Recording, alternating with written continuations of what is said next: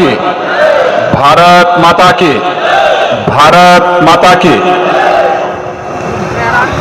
महाराज गंगा वत्स रावत की पावन जयंती के कार्यक्रम में उपस्थित भारत सरकार की मंत्री श्रीमती कृष्णा राज जी, उत्तर प्रदेश सरकार में मेरे वरिष्ठ सहयोगी उप मुख्यमंत्री डॉक्टर दिनेश शर्मा जी, डॉक्टर महेंद्र सिंह जी, इस क्षेत्र से लोकप्रिय विधायक और उत्तर प्रदेश सरकार की मंत्री श्रीमती स्वाति सिंह जी, माननीय सांसद श्री कौशल किशोर जी, माननीय विधायक और इस कार्यक्रम के संयोजक श्री राम नरेश रावत जी, लाल बहादुर जी, वीरांगना उदा देवी जी की परपौत्री श्रीमती राजेश्वरी देवी जी, श्रीमती सरोज रावत जी, श्री राम सहाय जी, अनिल कुमार पासी जी और हमारे विधायक श्री ब्रजेश कुमार रावत जी, आज के इस कार्यक्रम में उपस्थित पासी समाज से जुड़े हुए सभी वरिष्ठ जन और उपस्थित भाइयों बहनों, मैं आप सबको इस पावन दिवस के अवसर पर हृदय से बधाई देता हूं, अपनी शुभकामनाएं देता हूं और आप सबको इस बात के लिए साधुवाद भी देता हूं कि आप सब ने विषम परिस्थितियों के बावजूद अपने पूर्वजों की और अपनी परंपरा को क्षुण्ण बनाए रखते हुए आज भी अपने महापुरुषों को उसी सम्मान के साथ स्मरण कर रहे हैं। जिन महापुरुषों ने अपना सर्वस्व न्यौछावर करते हुए देश की स्वाधीनता के लिए, राष्ट्रीय एकता और अखंडता के लिए सब कुछ न्यौछावर कर दिया था, आज उनकी उस त्याग और बलिदान के प्रति अपने श्रद्धा को बनाए रखते हुए जिस बड़ी मात्रा में दोपहर से आप यहां पर एकत्र हुए हैं, मैं इसके लिए आप सबको हृदय से साधुवाद देता हूं और आप सबका अभिनंदन भी करता हूं। भाइयों बहनों, स्वामी विवेकानंद जी ने एक बात कही थी कि जो कौम अपने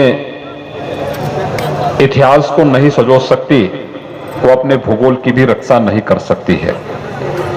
और मुझे लगता है कि अपने पूर्वजों और अपने परंपराओं के प्रति सम्मान का भाव हर जाति और हर कौम को आगे बढ़ाती है, एक नई प्रेरणा प्रदान करती है। आज चाहे हम महाराज बिजली पासी की बात करें, चाहे वह महाराज लाखन पासी जी की बात करें, चाहे वह महाराज गंगा वत्स रावत जी की बात करें या कुंवर रणवीर रावत की बात करें या वीरांगना उदा देवी जी की बात करें, इन महापुरुषों ने जो जीवन जिया वो अपने लिए नहीं जिया था, इस समाज के लिए जिया था, इस राष्ट्र के लिए जिया था। और समाज और राष्ट्र के प्रति जीने वाला जीवन ही वास्तव में सच्चा जीवन है। और उस सच्चे जीवन के साथ हम सबको जोड़ने के लिए आज जिस प्रकार से कार्यक्रम यहां पर राम नरेश रावत जी और उनके सभी सहयोगियों के द्वारा प्रारंभ किया गया है, ये सचमुच स्वागत योग्य कदम है। मैं इसके लिए इन सब की सराहना करता हूं, इन सब के प्रति अपनी शुभकामनाएं भी व्यक्त करता हूं। वैसे ही देश के दुश्मनों ने इस देश के उन वीर जातियों को, विमुक्त जातियां घोषित नहीं की थी, वे भयभीत थी, वे आक्रांत थी आप सबसे, आपके पूर्वजों से, उनके शौर्य से, उनके पराक्रम से। और इसीलिए उनके द्वारा बार बार एक प्रयास होता था कि किन कैसे भी हो हम लोग इन जातियों को निस्तेनाबूद कर दें, समाप्त कर दें। लेकिन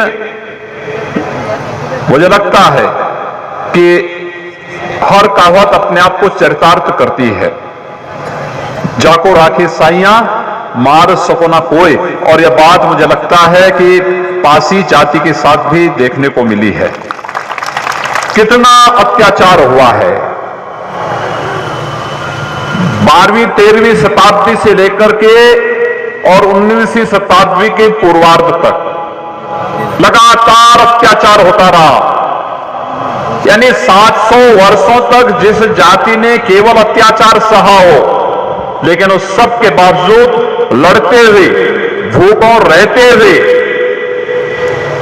भटकते हुए, केवल देश की स्वाधीनता से विधर्मियों को, विदेशियों को, देश के शत्रुओं से इस धरती को मुक्त कराना है, इसके लिए लड़ते रहे। यही राष्ट्रीयता है, यही सच्चा राष्ट्र प्रेम है। और इसी के बारे में महर्षि अरविंद ने एक बात कही थी। उन्होंने कहा था इस समय का सबसे बड़ा धर्म है राष्ट्र धर्म, और इस समय का जो सबसे बड़ा घात है राष्ट्रद्रोह। अगर कोई व्यक्ति राष्ट्रद्रोह करता है, अपने राष्ट्र और अपने समाज के साथ द्रोह करता है, तो इससे बड़ा पातक कुछ नहीं। और कोई अगर अपने राष्ट्र के लिए, अपनी राष्ट्रीय अस्मिता के लिए अपना सर्वस्व न्यौछावर करता है, तो इससे बड़ा कोई धर्म नहीं। और उस धर्म का निर्वहन 700 वर्षों तक किसी एक जाति ने निरंतर किया है, वह जाति है पासी जाति। और इसीलिए पासी जाति के में पैदा होने पर जो गौरव की अनुभूति आप सबको अपने पूर्वजों पर करनी चाहिए, वह इस प्रकार के समारोह के माध्यम से, इस प्रकार के समारोह के माध्यम से वह हम सबको देखने को मिलता है। मुझे बहुत अत्यंत आनंद की अनुभूति हुई जब राम नरेश जी मेरे पास इस बारे में आए थे कार्यक्रम के दृश्य, तो मैंने उनसे पूछा, मैंने कहा कि कोई किला आज भी मौजूद है? उन्होंने कहा हाँ महाराज, बिजली पासी का किला मौजूद है और वहीं पर कार्यक्रम होना है। अभी जब मैं यहां पर आया, मैं डॉक्टर दिनेश शर्मा जी से यही बातचीत कर रहा था कि देखिए शौर्य पराक्रम क्यों का था। इस किले को अंग्रेजों ने ध्वस्त किया होगा, विधर्मियों ने ध्वस्त किया होगा, लेकिन वह आज भी महाराज बिजली पासी की पताका को लेकर के भारत की सनातन परंपरा के गौरव की अनुभूति करा रहा है। ये किला, यह स्थान, हर व्यक्ति कोई जीवित होने के लिए नहीं आया है। जो इस धरती पर आया है उसको एक दिन मरना जरूर है, लेकिन अपने शौर्य और पराक्रम से एक नया इतिहास लिखने वाली कौम को आने वाला समय सदैव स्मरण करता है, सदैव उनको उनका जीवन स्मरणीय हो जाता है, आने वाले लोगों के लिए प्रेरणादायी बन जाता है। और वही कार्य तो आपके पूर्वजों ने किया था, वही कार्य तो किया। आज अगर वे लोग भी उन राजाओं की तरह विधर्मियों के सामने घुटने टेक देते, संधि कर लेते, तो क्या आप सब इतनी बड़ी संख्या में पिछले 6-7 घंटे से यहां पर बैठ करके अपने पूर्वजों की इस गाथा को सुन रहे होते? क्या कोई नहीं सुनता, कोई नहीं स्मरण करता। क्यों आज इतनी बड़ी संख्या में हम लोग यहां पर एकत्र हुए हैं? क्योंकि शौर्य और पराक्रम की जो गाथा आपके पूर्वजों ने लिखी, चाहे वो महाराज बिजली पासी रहे हो, चाहे वो महाराज लाखन पासी रहे हो, और चाहे वह महाराज गंगा बख्श पास जो रावत रहे हो, उन सब ने जो एक अमिट छाप छोड़ी है राष्ट्रीयता की, आज वो हम सब की रगों में वही रक्त बह रहा है। और वही कारण है हम सब इस अवसर पर एकत्र होकर के उन पूर्वजों के प्रति सम्मान का भाव व्यक्त कर रहे हैं। मैं इस अवसर पर यहाँ के माननीय सांसद और माननीय विधायक इन दोनों से कहूंगा कि राम नरेश जी के साथ बैठ करके एक अच्छी कार्य योजना बननी चाहिए। इस क्षेत्र के, इस किले के जीर्णोद्धार के साथ साथ एक अच्छा कार्यक्रम यहां पर होना चाहिए, एक अच्छी स्थिति बननी चाहिए, इसका सौंदर्य होना चाहिए। हर वर्ष यहां मेला लगना चाहिए, इन पूर्वजों के स्मृति में अनेक कार्यक्रम होने चाहिए, कंपटीशन होने चाहिए, विभिन्न प्रकार के आयोजन यहां पर होने चाहिए। इस जीवन को, उनके उस स्मृतियों को जीवंत बनाए जाने की आवश्यकता है और बताए जाने की आवश्यकता है कि महाराज बिजली पासी रहे हो या महाराज लाखन पासी या फिर महाराज गंगा बख्श रावत, इन्होंने अपने लिए जीवन नहीं जिया था, इनका जीवन समाज के लिए समर्पित था, इस राष्ट्र के लिए समर्पित था और भारतीय राष्ट्रीयता को एक नया जीवन प्रदान करने के लिए समर्पित था। और उसी राष्ट्रीयता को मजबूती प्रदान करने के लिए इन्होंने जो जीवन जिया था, उसी की स्मृति में हम लोग इस कार्यक्रम को यहां पर आयोजित करते हैं। पूरे समाज को आमंत्रित किया जाना चाहिए। यहां पर पासी समाज तो बढ़ चढ़ करके भाग ले।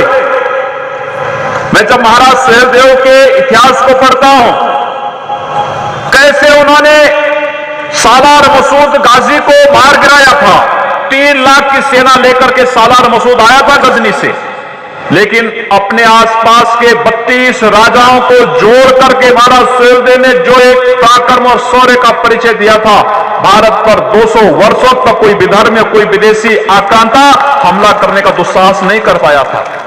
जो लोग आज हम सबको बांटना चाहते हैं जाति के आधार पर, वे लोग इस देश की राष्ट्रीयता को कमजोर करने की साजिश कर रहे हैं। याद करना, अगर भारत कमजोर होगा, हम में से कोई भी व्यक्ति मजबूत नहीं हो सकता है। हम सब की मजबूती का आधार भारत है और इसलिए भारत की मजबूती के लिए हम सबका पूर्ण समर्पण भाव होना चाहिए, जिससे हमारा देश मजबूत हो, आने वाली पीढ़ी को पुनः उस प्रकार के अत्याचार सहने के लिए मजबूर न होना पड़े जिस प्रकार का अत्याचार सहने के लिए जब मैं इतिहास पढ़ रहा था महाराज गंगा बख्श रावत जी का, कैसे विधर्मियों ने उन्हें घेर करके उन्हें और उनके पुत्र को यहां पर निर्ममता के साथ उन्हें मार डाला था। उनकी शहादत को जब मैं उनके इतिहास को पढ़ रहा था, कैसे धोखे से जब उनका मुकाबला अंग्रेज नहीं कर पाए तो उनको धोखे से बुला करके और फिर उनकी निर्मम हत्या की गई। इस इतिहास को पढ़ने की आवश्यकता है, याद करने की आवश्यकता है। जो लोग इस प्रकार का अत्याचार हमारे पूर्वजों पर कर सकते हैं, जब भी उनको अवसर मिलेगा वे फिर चूकेंगे नहीं, इसलिए वह अवसर ही उन्हें ना मिले। इसके लिए हमें भारत को इतना मजबूत और सशक्त बना देना है कि भारत के अंदर हम सब मिलकर के भारत को मजबूती प्रदान करने के साथ साथ आने वाली पीढ़ी को स्वर्णिम बनाने के लिए, खुशहाल बनाने के लिए हम सबको कार्य करना चाहिए। और मैं फिर कहूंगा कि यहां पर हमारे जो माननीय सांसद हैं, यहां की जो माननीय विधायिका हैं, वे राम नरेश रावत जी और इस समाज के लोगों के साथ बैठ करके मिल करके ठोस कार्य योजना बनाए। और यहीं पर ही नहीं, गोमती जी के तट पर भी वहां पर एक स्मारक बना हुआ है, उसमें क्या भव्यता आ सकती है, हमें इसके बारे में सोचना चाहिए। वो इतिहास स्मृतियों के साथ वहां पर सजोया जाना चाहिए, लिखा जाना चाहिए, लोग पढ़ें उस इतिहास को, जाने उस सही इतिहास को। क्योंकि इस देश में आजादी के बाद जिन लोगों ने इतिहास लेखन का कार्य किया, उन लोगों ने बहुत सारे इतिहास को सही परिप्रेक्ष्य में लिखने का प्रयास नहीं किया है। इसीलिए इतिहास के पन्नों में महाराज बिजली पासी, महाराज लाखन पासी, वीरांगना उदा देवी, महाराज गंगा बख्श रावत, इनके नाम आपको इतिहास में देखने सुनने को नहीं मिलेगा। और मुझे आप सबको बताते हुए प्रसन्नता है, 1 अप्रैल से हम नया पाठ्यक्रम ला रहे हैं। हमने महाराज बिजली पासी को भी, महाराज लाखन पासी को भी पढ़े तो कि हमारा इतिहास क्या रहा है, किन परंपराओं के साथ हम आगे बढ़े हैं, कैसे एक राज परंपरा के साथ जुड़ी हुई जाति। श्री राम नरेश रावत ने इस बात को कहा कि जब तक भारत में भारतीयों का शासन था तब पासी शासक थे, लेकिन जैसे विधर्मी और विदेशियों का शासन आया, आपको विमुक्त और खाना बदोश जाति बना करके दर दर की ठोकरें खाने के लिए मजबूर कर दिया गया। ये क्यों हुआ, इस इतिहास को ढूंढने की आवश्यकता है, इसमें जाने की आवश्यकता है। और इसीलिए एक बार पुनः मैं आप सबका आह्वान करूंगा, जो लोग बांटने का कार्य कर रहे हैं, उन सबको एक ओर करके भारत की राष्ट्रीयता को मजबूती प्रदान करने के लिए, भारत को मजबूत करने के लिए हम सबको एक साथ मिल करके प्राण के साथ आगे बढ़ना होगा।